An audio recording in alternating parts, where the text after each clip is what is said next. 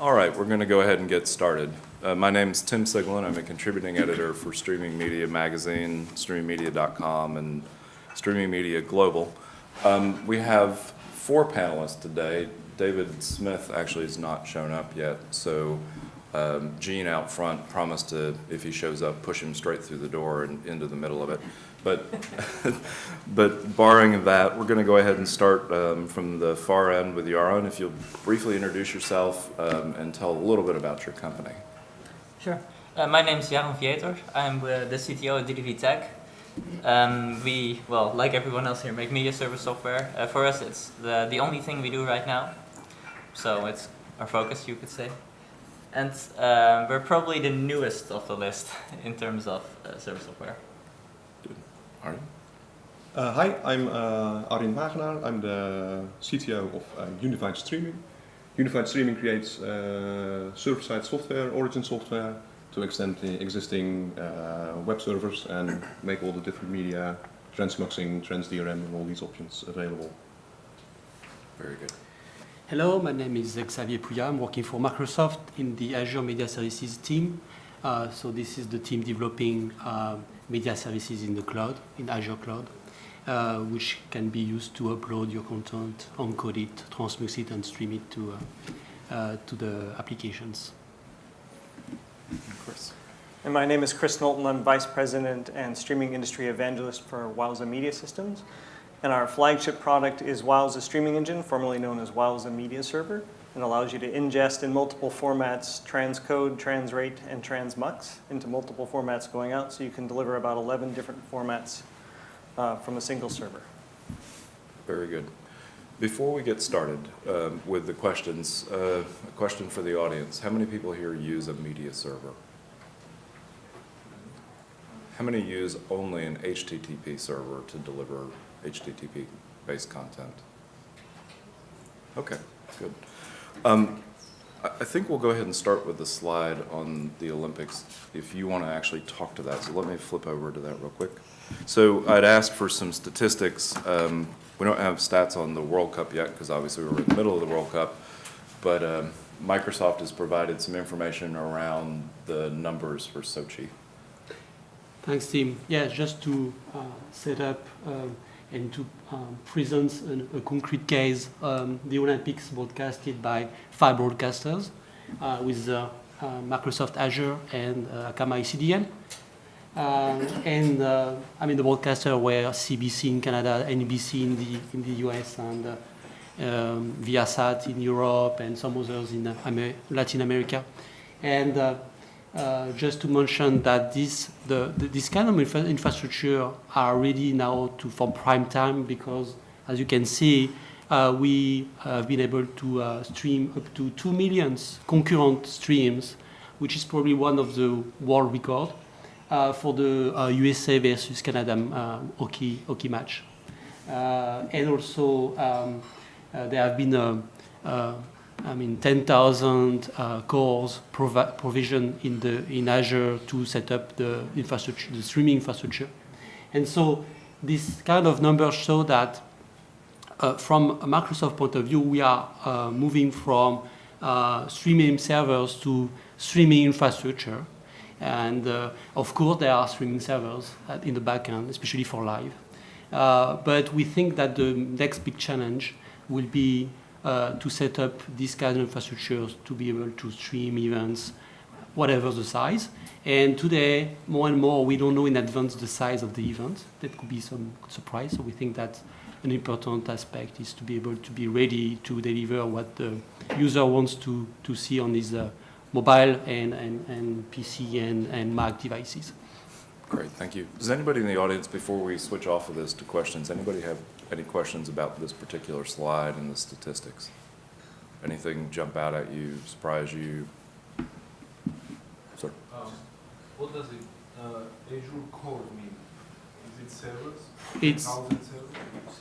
it's not really servers. It's a core. It's the processor cores. So it's the elemental, I would say, elemental way to provide the resource. So it means that we could, I don't know exactly how many cores we used per server, but basically it means that we either use 10,000 servers or we use 5,000 servers with two cores. But it gives you the size of the number of CPU cores. Yes, it's CPU cores. Yeah, yes. Sure. Okay, very good. I was just wondering what was the authentic? So you said that the peak was 2.2 million concurrent, and the single largest authenticated event was 920,000. So what was the authentication? What? Yeah, it's NBC has authenticate the users. So you cannot, if you were in the US, you cannot directly go to the NBC streams. You have to authenticate through your local ISP, and so it's of course it's a barrier. It's a barrier. To access the stream. So you lost some people when you have to authenticate, but still with this authentication method, you still get 900K people watching the stream. So again, I think it's a record for authenticated event. Was there authentication happening within Azure though? I don't think so. No, I think it's authentication against the ISP. So NBC has some, I think, agreement with local ISPs, and they authenticate against the local ISP. And most of the cable companies in the U.S. actually use a system from Adobe called Access that actually does that authentication. I can speak personally to that. I don't have cable television. NBC is an over-the-air broadcaster.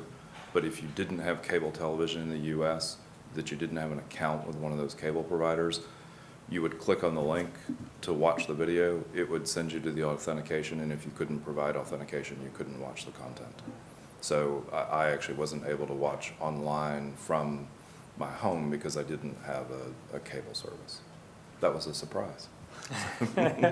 Anyway. Yeah, I think they removed the authentication for the OK matches. Exactly. There were certain ones Yes, that for they did that. certain events they were able to Exactly. open. Yeah, and you could watch the clips, or you could watch it later. You just couldn't watch it live. So, any other questions on these? All right, so we're going to switch to a series of questions that we had talked about, our group, and I'm going to start with you, Yaron. You had mentioned that you have sort of a definition as to what's the difference between a media server and a more traditional HTTP server, especially since we're now getting into a lot of content being delivered via HTTP. Just give us a basic overview of your take on that. I think it's actually a little complicated nowadays because the line between media server and web server is starting to blur a little bit. I mean, there's more and more real web servers that have plugins that do media, and there's media servers that are able to handle web traffic as well, so it's getting a little blurry, really. I myself consider anything that has a web server as at the core, I consider a web server. And the other way around, if it has a media server at the core, I consider it a media server. But that may not be everyone's definition, so I'd like to hear everyone's thoughts on Yeah, this. so Ariane, what's your take on kind of the difference now? Why do we need media servers as opposed to just having a nice web server? Well, you always need some kind of extension to existing, or most of the time for existing HTTP traffic. I think the only exception is pretty much is HLS, the live streaming from Apple. That's basically single files on disk, and that works.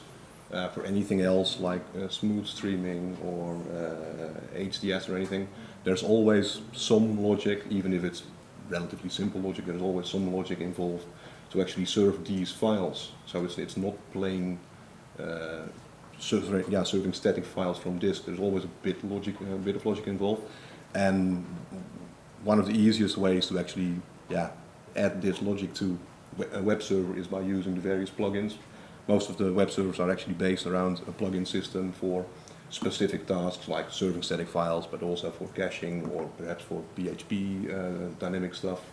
One of the logical extensions to that is to expand it with media extensions, whether it's smooth streaming, whether it's transmuxing or anything like that. Now, Microsoft sort of moved from having a traditional media server to having it as part of a platform as a service. Do you want to talk about what the differences are there, as well as whether that's made any changes in the way that the delivery is provided? Yes, so it's true that we are moving to this streaming infrastructure. The goal is to make things simple for the customer, for the developers, not to bother with the installation of software and managing the scalability. And that I tend to agree on the fact that there is more and more, there is logic and there is some process to happen in the streaming server. So because customer wants to save storage, they want to add new formats, they want to add security on top of that. So the streaming servers or the streaming infrastructure is going to, it cannot be just web server for us. Web server are nice to do caching and to increase the scalability, but the origin server itself, it's a more and more, complex things, and the goal is to put that to put all the logic in that, so you can use the web servers to cache and to increase your scalability. Okay, so the media server has logic that carries forward to the web servers. Yes, logic. So we are doing dynamic packaging, dynamic encryption, this kind of stuff. And of course, you need to have logic on the server, and this is for us not a pure web server. It's really optimized engine in terms of memory and performance to be able to achieve this logic and create the streams. Chris, what's Wowza's kind of take on this? I mean, are you seeing that web servers are competitive to what you do or complementary?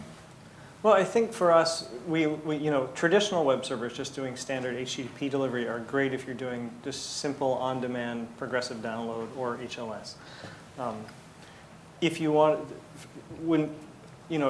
Wowza started in the business of traditional streaming protocols, so RTMP and then RTSP, and within an enterprise multicast, all things which you can't do with a traditional web server.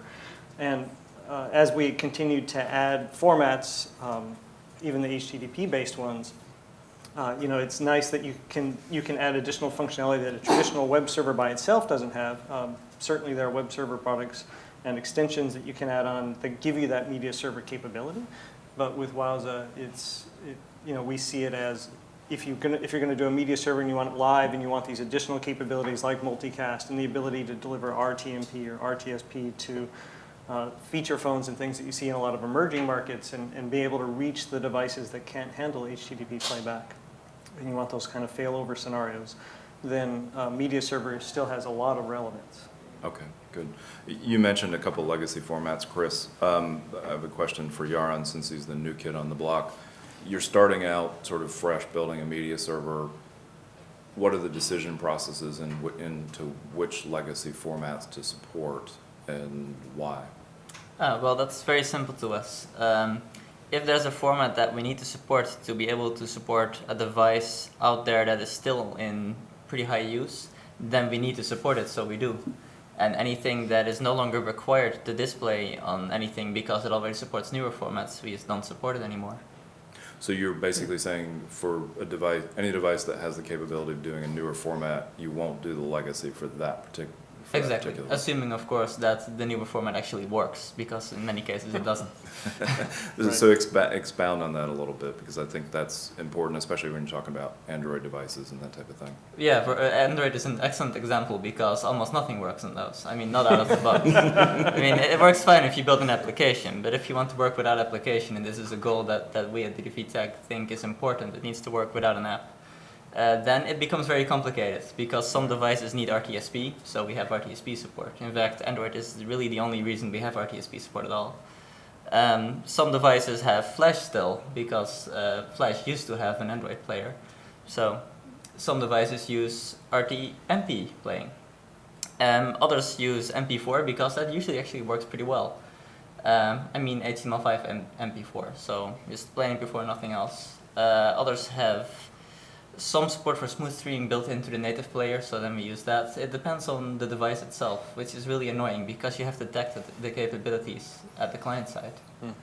Fair point. Arjen, kind of your take on that as well? Yeah, we don't support any legacy formats. Okay. That was a decision we made from the beginning, like years ago. And why was that? What was the Because decision? any future functionality or anything that's like, for example, take DRM, digital rights management. Take, for example, you have a customer that wants to use PlayReady or Adobe Access, and then suddenly you also have to support RTSP for Android devices. well, the combination of RTSP and PlayReady or any DRM system, that's pretty much doesn't exist. So you make life very difficult for yourself if you look into, you want to go into the future, do HTTP, use DRM because the content needs to be protected, you want to monetize it. RTSP doesn't fit in. RTMP doesn't fit in either. So that's one thing that I see that there, of course, there's legacy and it's nice if you can support it, but for our use cases that we see, people don't mind dropping support for the legacy, for the older devices. So from a Microsoft standpoint, again, moving from a traditional server to this platform, are there formats that have been either delayed or deprecated, and if so, why? And what would the reasoning be to sort of not support older formats? Yeah, so when we design Azure Media Services, we took the decision not to implement legacy formats. We wanted to build on adaptive streaming protocols only for scalability reasons, feature reasons, with common encryption and the way that we can cache the content with adaptive streaming. Legacy formats are quite complex to cache. And you cannot easily provide the same feature on all the formats. So that's why we took this decision. And also we think that you can cover pretty all the devices with adaptive streaming formats today, with HDS, HLS, Smooth, Dash. We don't have any complaints from our customers about a lack of formats, actually. So we don't, yeah, that was the decision from the start. Okay, very good. Just a question for the audience. Is anybody here using legacy formats like RTP, RTSP? It's Windows Media Video. Well, ask Microsoft that question. The ingest could be different, right? We support Windows Media Video as an ingest format, but for the output itself, we don't support that. So you could have a catalog and ingest in Azure and convert Windows Media files to MPEG-4, multi-MPEG-4, which is our preferred format to store the content. And for live, we support smooth streaming. We have requests for legacy ingest format, and we are working on it because there are a lot of encoders today supporting these kind of formats, and there are very cheap encoders, and people want to use that to stream to the cloud. So for ingest, I think it's a different topic, but for output, I think we will stick to adaptive streaming format, HTTP-based format. Okay, very good. Those of you who mentioned you're using RTP or RTSP, are you using it for live? And to what devices are you sending the content? I work for Latin CDN, so we deliver RTSP to a lot of emerging markets, to older BlackBerry devices. Okay. And feature phone handsets. So it's legacy formats for legacy devices, not the built-in sort of works RTSP and Android type of thing. Okay, very good. Same, we use RTSP for closed network IPv4. Okay, got it. Chris, let's talk about on-demand content and functionality like NDVR. Do you find the market actually is responding to those kinds of functionalities fairly well? So with network DVR, at least on the Wowza side, that's only a live feature. Okay, right. So for us, that only comes into play when you're doing a live event. And do you, sorry, yeah, so I actually mixed two questions. So do you find that the network DVR functionality for live events is used fairly frequently, or is that something that is still maybe only 10–15% penetration in the market? Oh, I think from our customer base, it's used. It is a smaller number. It is something that seems to be growing, especially as folks try and offer more premium experiences and engaging experiences that allow people to interact, and have those sort of that great experience that you're used to maybe with a TiVo or some other kind of NPVR device. But it's one of those areas that seems to be growing rather rapidly as far as the popularity of the feature. And so then from a Microsoft standpoint, with the numbers you showed around Sochi, with live, were any of those actually set up where someone could actually come back and watch it on a slightly time-shifted basis as opposed to watching it later on an on-demand? Yeah, the the border between live and on demand is really not clear today. User just connect to live and then watching with DVR wants to go back in time and watch some on-demand content. And so I think for the user, it's just natural to go and navigate into the content, whatever, if it's live or not. And that's why for us the system is designed to manage live and on demand in the same way. And I think it shouldn't be, the workflow should be the same actually. And so I don't know the statistics for the network DVR consumption compared to the live, but it has been growing over time because the engagement time is growing also. So people are spending more and more time on the mobile devices and PC to watch this kind of events. We went from a few years ago, it was around 20 minutes, and as an average, now it's probably more 2, 3, or 4 hours, sometimes, watching OTT, over-the-top technology streams. So network DVR is just natural. They just use the pause button and go back, or want to start the event from the beginning. So we have a lot of demand. We have some premium content providers that stream their live channels, but they want to provide a way to start the movies from the beginning when the user joins the live channel. So that's a very demanded feature, and which require network DVR, and that's I think something that is going to grow over time. So you mentioned premium content like movies, but with sports and something like the Olympics, do you see that also growing over time? Someone joins 5 minutes after the game starts, and they want to go back and start watching it from the beginning. Yes, it is growing because of the social aspect. Social consumption, so people are sharing that more and more with their friends. So it's network DVR. When you share the action you just saw on the live channel, it's a network DVR playback for your friend. So the social way to consume the content is pushing the services to provide network DVR, and the social aspect is really critical. Because that's something new that's something that the user find new compared to traditional TV broadcast, and we see also growth of this usage. People really like to share the content they just saw on live. That's really something they want to do with their friends. Arjen, where do you see kind of the live network DVR functionality or on-demand network DVR functionality going? Well, it's not necessarily for just events. What we see a lot is that, for example, broadcasters, when they have television channels, and they basically just archive 24/7. So you can build an archive of, like, say, 10 days or even 30 days, and that's just a 24/7 archive.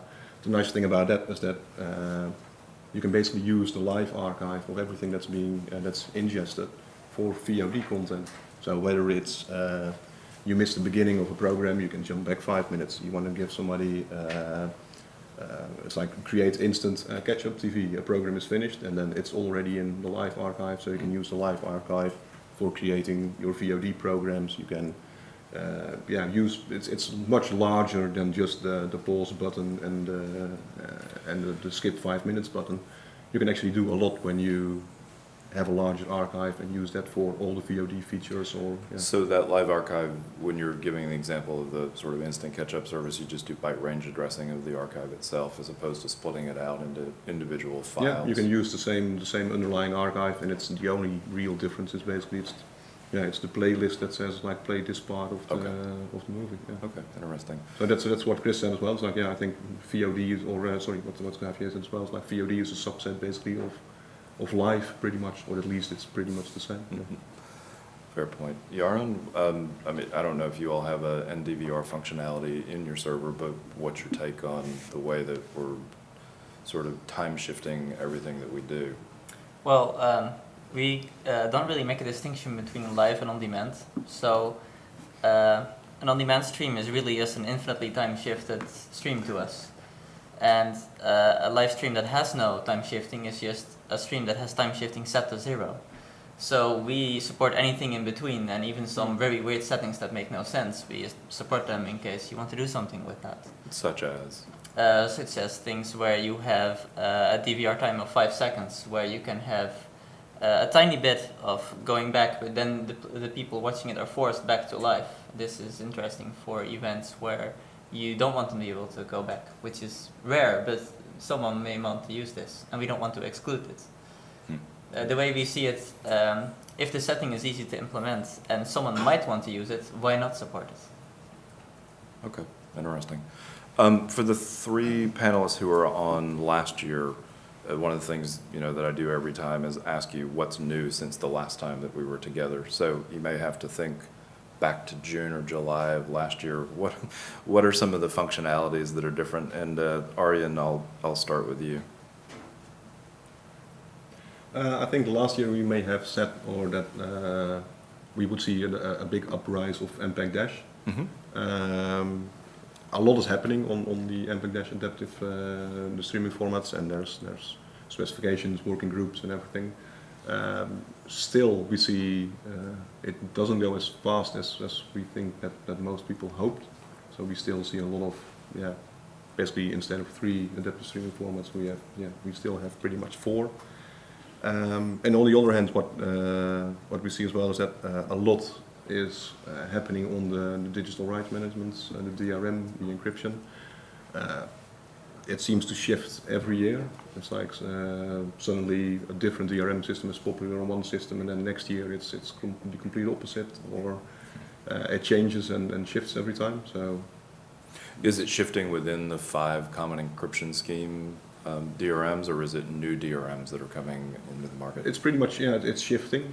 Okay. Yeah. So it's the same encryption systems, but different on different platforms, different SDKs, different support for television, for Chromecast, and all the different Firefox browsers and etc. A lot is happening in the last or has happened in the last year. And talk a little bit more about Dash, because you're saying adoption isn't moving quite along quite as quickly as one would think. I know there were the Dash talks at NAB that a number of us attended. One of the kind of arguments there was we don't really have the players that we need. What other limitations or barriers do you see to Dash adoption? I mean, because HBB TV, for instance, is sort of in lockstep now with Dash. I think it's still,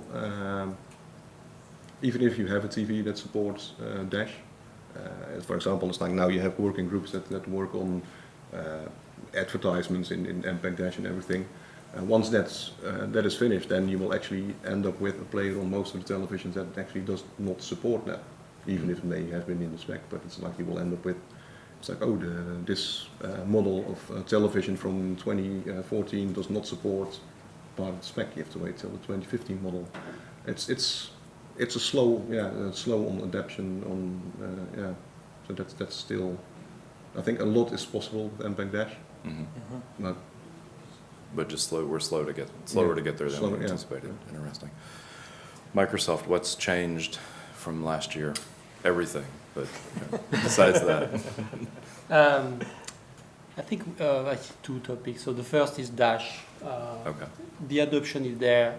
It's still slow, but I think we anticipate that. We know it will take time for Dash to be adopted, but it's there. And one thing help for the adoption is the fact that some browsers now browser manufacturers announced that they are going to stop supporting plugging, right? So there is an issue for some providers that use Silverlight, Flash, or whatever, and they will probably need to move to Dash because the latest version, the next version of the browser will not support anything else. So we see Dash coming into the game for this reason.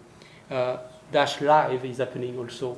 Dash was a lot, 1 year ago, Dash was a lot about VOD.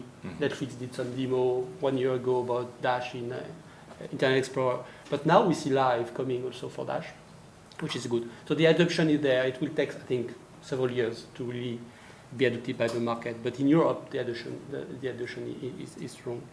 And the other thing we see changing is the trust in the cloud. 1 year ago, still, some podcasters were not so, willing to put their content into a cloud for security reliability. And now we see Blinkbox in the UK. They use Azure. They put all their content in Azure, NBC, and so whatever. So I think now less and less the cloud is. People just trust the cloud as they trust their own data center. So that's the two new or the two improvements we saw in the last year. I remember 2 years ago, a sporting rights manager told me, I don't trust the cloud because I can't sue the cloud, which was an interesting point. Just to clarify, when we're talking about Dash and Dash Live, we're talking about the Dash 264 subset as opposed to Dash as a whole, correct? Yeah, we think we need to we think we need to create a subset of Dash, because Dash is, it's just specification about the way the player exchange or ask the manifest to the server, but doesn't specify the format of the video and so on. Right. So it's true that to be able to deliver services with Dash, we have been working with some other company on a subset which is Dash 264. And yes, today, I mean, on Microsoft side, we implemented Dash HU64 live profile, which can be used for VOD and live with command encryption. Okay.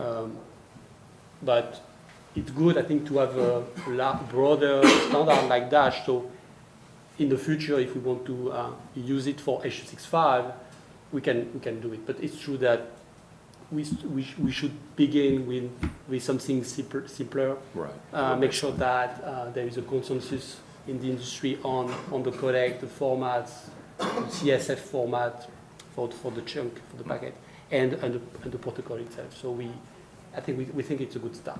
Okay, good. Chris Wowza, what's changed? A number of things. For many years, Wowza was mostly accessed through XML configuration or command line or API, very limited UI capabilities. We put on finally a full web-based admin console that allows you to control Wowza from any device, any HTTP browser. So you can now control Wowza from your iPhone or your desktop still. You don't have to actually remote into the machine. You can just go to a URL. So that's certainly simplified things and made it more accessible for a lot of folks who are used to a graphical user interface and prefer that style of interaction. The second thing is Dash support. We had rolled it out in 2012 as a preview and used it for the Olympics, and then had it actually part of the product in preview mode starting last summer, but then officially rolled it in with the Wowza Streaming Engine release in February. So again, sort of like Xavier was saying, with the live profiles, all the H.264 subset as from the implementation guidelines from the Dash Industry Forum, so supporting all of that. And then the third thing was just adding support for the latest SDKs from both Intel and NVIDIA so around graphical acceleration, so that if you're doing transcoding with Wowza, you get just 4 times the performance now out of a single server and can really crank through a lot of streams for transcoding. And that's tying into things like QuickSync from... QuickSync, yeah, and the NVIDIA NB ENC. Okay, very good. Yeah. So just let me come back to Dash with you as well. Sure. It's not a Dash panel, but I'm always curious. Where do you see the limitations to adoption, or are you seeing more and more people start to use it? We see more people asking about it, and, Okay. and certainly there's a lot more interest, I think, to Xavier's point, in Europe. We're getting lots more questions from folks who are doing work with HBBTV and the like. The concerns do seem to be around the player mostly, and just sort of the fact that there are all these pieces, and it's a broad standard, and there aren't exact or precise implementation guidelines for all aspects. So we've tested something like 10 different Dash players, and each one behaves a little bit differently, so they're not fully interoperable yet. And so either the player, we push back on some of the player folks and say, either you need to change this, or sometimes we have to go tweak our code and put in different rules for different players. And obviously, the goal is that down the road, Dash will have it so it's fully interoperable, so that you can use one player across the board and it will work very seamlessly. But we're not quite there yet, and I think as more people get involved and start testing it, and the market starts to settle, and we have standard implementations across the board, I think it will really pick up. But certainly folks who can control the player across devices and have that will probably adopt it first, whether it be the TV manufacturers who clearly can put in one client and then ideally upgrade it as it goes Right. through software updates, or folks who do create their own apps and build dash playback capabilities into that, and then can control that experience so they don't have to worry about incompatibilities between players. I think they'll be the ones to roll it out first. Okay, very good. So one of the things I like about doing this panel every year is opening the floor to questions from the audience, because the manufacturers of these servers like to hear from you what issues you potentially have, what things you'd like to see. So I'm going to open it up for a couple questions. We'll start here. And actually, I'm going to do the fat or white thing and walk around. Right, so I come from a background, and probably other people come from a background here, where we're used to having media servers on the premises. We're used to using CDNs to distribute that content to our customers to take away. And in the sort of recent and less recent past, we've experimented quite a lot with pushing content into the cloud and trying to serve from within the cloud at varying levels of success. In the past, it was because it was difficult to push stuff across the internet at small bit rates. Nowadays, it's because people want larger bit rates, and it's difficult to push across the internet with larger bit rates to your media server. Microsoft have gone entirely into the cloud. USP and Wowzer both have offerings available in the cloud. Are there still benefits to having media servers on premises, or should we be looking to use media servers in the cloud? And that's not a marketing question, that's a technical question. Yeah, I think there's one obvious reason to, for example, have your origin running on your own premises instead of in the cloud. It's when content needs to be protected, so you want to make sure that, for example, the origin services that actually apply the encryption or the different flavors of encryption, that actually happens on your own premise, and it always leaves it encrypted. So that saves you, for example, from you can store your content once and apply the 4 different DRM schemes. So I'll clarify the question. Assume that all the encryption is being done on the premises. Okay, yeah. Being done on the server, being done at the point of packaging. Well, then it depends on, you can actually pre-apply and pre-encrypt and all the different flavors and then send that out to the CDN. But then you have to store and package all the 4 difference offline and do all that. Of course, you can do all that stuff dynamically and on the fly as well. And if you do that in the cloud, for example, then you basically upload your content unencrypted to the cloud, and then it gets encrypted there in all the different flavors. It may be a reason to actually do that in-house and encrypt it there with an origin server, and then it always leaves it encrypted. But then you only need to store the original content once instead of doing all the different flavors. That may be one, yeah. I'm not sure how that, for example, goes with the Azure cloud when broadcasters have their content. Is it always stored encrypted in the cloud, or is that can you still use any of the on-the-fly features for encryption? Or Yeah, I think the reasons to keep the server local, there are several reasons, but they are fading out, because 2 reasons are the security, and the second one is the boundaries. The security is addressed today and is going to be addressed tomorrow also with some new technologies. But today, when you upload to the cloud, you can encrypt locally your content with AES. You store your content in the cloud with protection, and we decrypt and re-encrypt on the fly with DRM. So we do the distinction between DRM, which is really for delivery, and protection of your content. And actually, we use very high level of protection of content, because the studios just ask. They have a very high level of security they want in the cloud. So I think security can be addressed today, and there will be new technology tomorrow to do even better.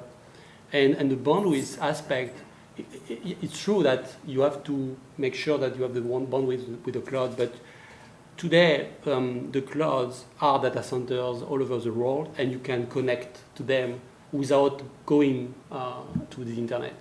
So for example, we have a program which is called ExpressRoute, which means that you go through a network provider which has a direct connection to Azure. So you can even you can consider the cloud data center as a data center, a private data center connected to you, and you can even do VPN if you want with them. So it's not really internet anymore. It's data center connected to your data center, which is not on in your offices, in your local offices, but still it can be you could have a private connection to this data center, and it's used by the media industry, but it's also used by some banks, the bank industry, and some other industry that wants a direct connection and doesn't want the traffic to go to the internet.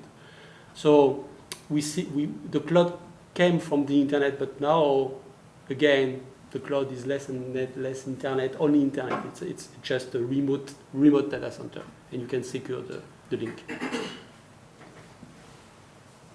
I see three major reasons that there are probably more, but three come to mind initially as to why people use, if they have the choice between cloud and on-premises, why they would still have an origin server on site. The first one, as Ari mentioned, was the encryption, whether you have a secure connection from your origin server up to the cloud, or whether you use something like play-ready content protection, where you're encrypting the content on the origin server, pushing it to the cloud, and then decrypting it there to maintain studio requirements for how you handle the content over connections. That's certainly one reason. Another reason is if you happen to be doing, if you have older infrastructure of encoders and perhaps they're putting out not the most efficient encoding, or perhaps it's not H.264 AAC, and that folks want to handle the transcoding on site, so they will do it through the origin server with the Wowza transcoder add-on and push there, and it's a very inexpensive option for doing it as opposed to buying a hardware device or something. And so sometimes they will go from their existing encoder infrastructure, push to a Wowza server, do the transcoding, come out with efficient H.264 AAC, multiple streams often, and push those up to the cloud and then deliver from there. And then the third reason is if you're doing any delivery on premises, if it's an enterprise and you're pushing out to shareholders, but you also have an internal stream and you want to deliver that internally across multicast or something like that, it's more efficient to have the origin server on site and then be using an enterprise CDN or multicast to deliver that content within the firewall, as well as get it out on the website for general internet distribution. Yaron, do you have anything to add before I go to the next question? Yeah, I think it's really, there's no real need to have a media server on premises, nor is there a need to have one in the cloud or in any specific location. It's all down to personal preferences and what application you're using it for. Yeah. I mean, you can run anything anywhere if you really, really want to. Sure. All right. Actually, we'll go here first. That's fine, I can talk about it. So this is Thomas from Qualcomm, and I'm also the lead of the Dash-IF interoperability group. And I just checked our test vectors, so but maybe I should say something before that. So Dash was designed with the purpose of prescribing the offering. So basically say we have very concrete prescriptions on how you offer the content. So, and basically clients can then basically use this formats and implement against this. So now I hear that there are complaints that clients are not necessarily conforming to the standard. So the question is more like, is the content offering fully conforming? And what we have set up in the Dash-IF is basically we have a set of test vectors where we invite companies to bring forward test vectors such that we can test clients. And that's the idea of a standard, that we really open up ourselves and create this interoperability. I looked at the 80 test vectors. Unfortunately, I did not find any of these four guys there. I just wanted to know, wouldn't it be an opportunity for you to kind of bring this forward, make test streams available for both live and on-demand? For on-demand, I think we're pretty safe. For live, it's a bit more tricky. To enable client implementers to go there and basically make sure that we can test against different media servers offerings such that we get this broad interoperability. So it's really an invitation. Please come there and use this platform, if possible, to make this happen. That's not a technical question, that's a marketing question. Right. But I'll point out, so for a lot of the folks who have been testing Dash, who are creating Dash players, we actually have provided streams, and I guess if we haven't published those as test vectors, then that's an oversight on our part, because we've certainly been providing them directly to a lot of the player manufacturers. So thanks for pointing that out. We'll get that addressed. And I think the same for Microsoft. We provided test vectors, and if you go to the Dash-IF website, there is a Dash reference player, and you will find a stream coming from Azure in the drop-down list. So I'm not aware of all the technical details. I can see with my colleagues attending Dash forum, but we provided test stream, and we are working through OpenTech, Microsoft OpenTech, with on this Dash reference player to make sure that there is good compatibility between Azure and Dash players. No, I'd like to add to that real quick that our Dash offering isn't complete yet, as some of you probably know, but we're working on it. That's near completion. And one of the things we do for everything you support is we implement an entire tool set that allows you to check every single part of the delivery and analyze where things are going wrong or what is conformant and what isn't. And we will definitely be joining the Dash people in making sure that we can deliver what is needed to make sure everything works as it should. Thanks. Hi, back to the RTSP question. One of the use cases that wasn't quite covered was that it's a great low latency protocol, even if it isn't a legacy one. And it certainly has significant use cases in the online gaming, online sports, and gambling arenas. If it is legacy, what is the replacement low latency protocol? Well, that answer comes from the back. That's MPEG Dash. There's a working group working on low latency MPEG Dash. So how do we overcome the inherent issues of, say, for example, working with HTTP 1.1, which requires three-way handshakes and security negotiation before you even get the manifest? So how do you address the different layers of the latency if you're going to a stateful protocol? That was a technical question. I think the real answer is there isn't one, not right now. There should be one. We actually have done some tests with low latency RTSP with performance artists. That there's one particular guy that we're working with that wants to use other people's devices as his speaker. This means latency of milliseconds at most. And this actually works quite well. We're not down to milliseconds yet, but we're definitely under a quarter of a second already. And it has interesting effects doing this one using performance arts. Stephen's point's well taken, that there is a reason to use the legacy in terms of low latency. And yes, Dash eventually will get there, and obviously Microsoft with smooth streaming, and Chris, when you were with Microsoft as well, we're trying to move toward lower and lower, but there we're talking still a second or two. Where do we get down to this level of sub half a second? I think that's challenging. I mean, maybe it is eventually Dash low latency. Today, I know a number of our customers have tried to get down to low latency. As you point out, when I was with Microsoft, we were trying to get smooth streaming down to as low as several hundred milliseconds. But the challenge there is the number of hops that you're going through and things like that may slow you down. Today, when customers try and use HTTP-based formats for low latency, they typically struggle to get it much below 2 seconds. And even then, if the system is not optimized, there can still be network problems that provide not the best playback experience. But I know a number of folks, again, are trying to use it for gaming where the requirement is typically sub 3 seconds, things like that, and are able to do it, but it can be challenging. Other questions? So let's talk about what's coming. That's one of the other things that I like to talk about. For those of you who've been on the panel before, I asked what has happened and what do you see coming? What are the things that you'd like to see within your server solution in the next several months, even the next half year or so? Chris, I'll start with you. Sure. One of the things that we're working on is in September we acquired a small company that does live transcoding in the cloud, all based on Wowza. And so we're taking what they have done and I guess modifying it a little bit, changing it a little bit, and we'll be rolling it out for some specific use cases where folks prefer not to set up their own servers, where they say, they've come to us and said, this is the perfect value proposition, can you just do it for me? And essentially, we will simplify that experience for them using this existing product that was already on the market. Okay. And what would the use cases sort of be from that standpoint, where it's more beneficial to have you do it than where so a lot of the folks who are asking tend to be either folks who are limited in staff or limited in IT resources Okay. of some sort, and either don't have the time or the manpower or perhaps don't feel comfortable with the experience they have getting started on their own and just want to be able to go to a web browser and say, here's my encoder, here's where the content needs to go, here are the formats I want it to be delivered in, you handle all the scaling and everything else for me. And I only need it for a day, so I don't really want to bother to set up my own server, I just want to configure it from a web browser. Okay.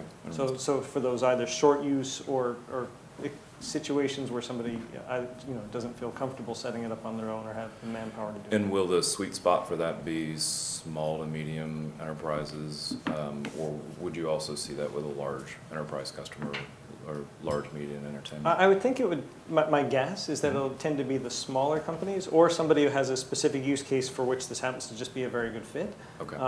But I think the focus would be more on IT generalists who are trying to get started with something, don't have the resources or the time to figure out how to, either set up their own machine or remote into a cloud instance and understand how that cloud architecture works. They just want to go into a web interface and check some boxes and get started.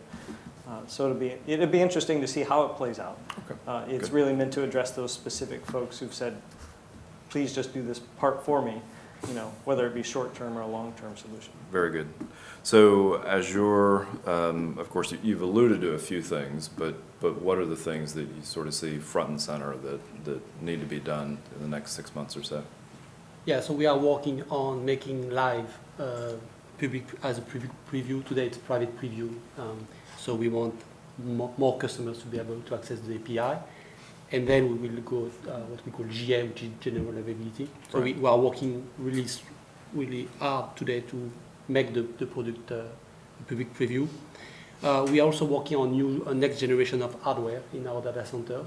So we will provide new hardware for premium customers so they can encode their content with a higher speed, and we expect 6 times more efficiency than today hardware for encoding. That's a demand from our premium customers. They want to encode very, very fast.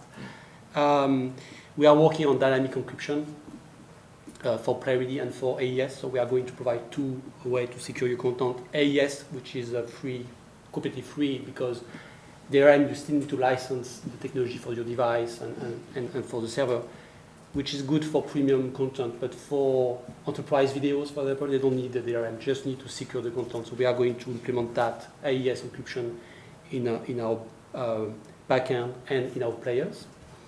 And the latest is we are going to release in Office. So Office Online is going to use Azure to stream videos. So you will be Office user will be able to use SharePoint Online to publish their videos, and SharePoint will become a CMS system for basically enterprise. So we are working on it with the Office team. And latest is the deal with Uyala. We announced a deal at NAB with Uyala. Uyala is moving to Azure. That will be one of the CMS available for customer who wants to have an end-to-end system in the cloud. Okay, So that's and obviously their analytics as well is something that's... analytics, right. yes. So let's go back real quick to one thing you said, the hardware that you're working on to allow 6 times faster. Is that something specific to the Azure Media Services, or is that across the whole Azure platform that those types of appliances would be put in place to do faster computes?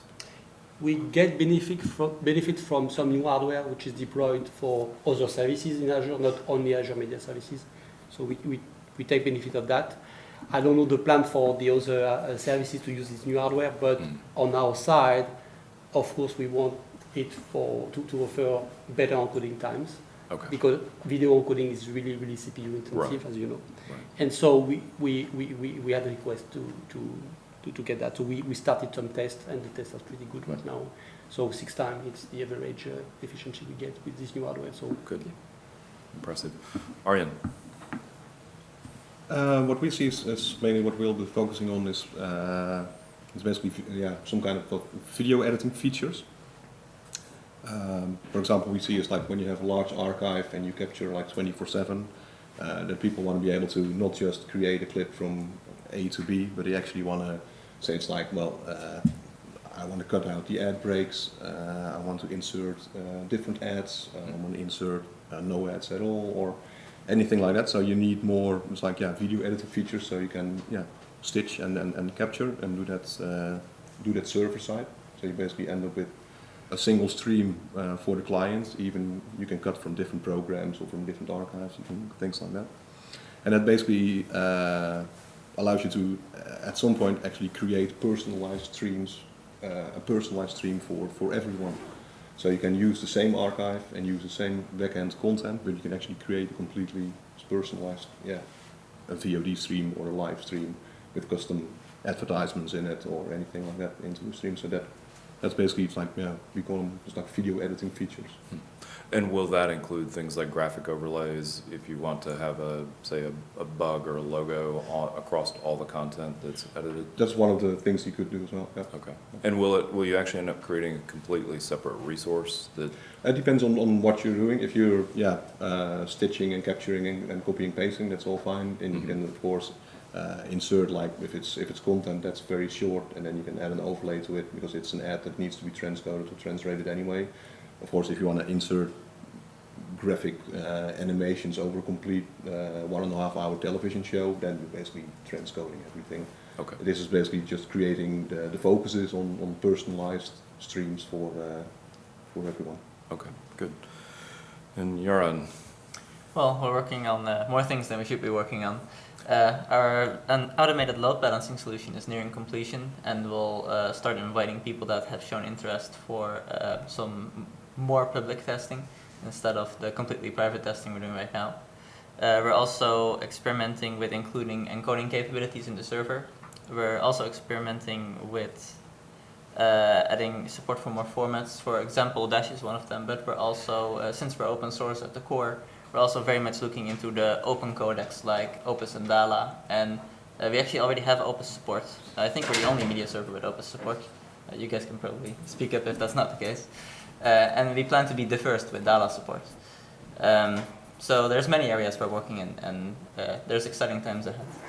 So talk real quick about the load balancing, because I think I heard yesterday from somebody that you're doing 2 types of load balancing, or looking at 2 types. Can you just talk very briefly on that? Well, not just 2 types. We're actually mixing together, I'd say it's probably around 4 or 5, depending on how you count them. There's many types of load balancing already. I mean, some use DNS-based load balancing, some use multicast-based load balancing. There's all kinds of methods that you can use to drive a viewer to a certain server. And one of the methods that we're using that is not currently in use is load balancing the other way around, where if there's already users at the server, that we reconfigure the rest of the servers to be better targets for the load. So instead of actively sending people somewhere, we can also reactively change the configuration of the network. Interesting. Or any mixture.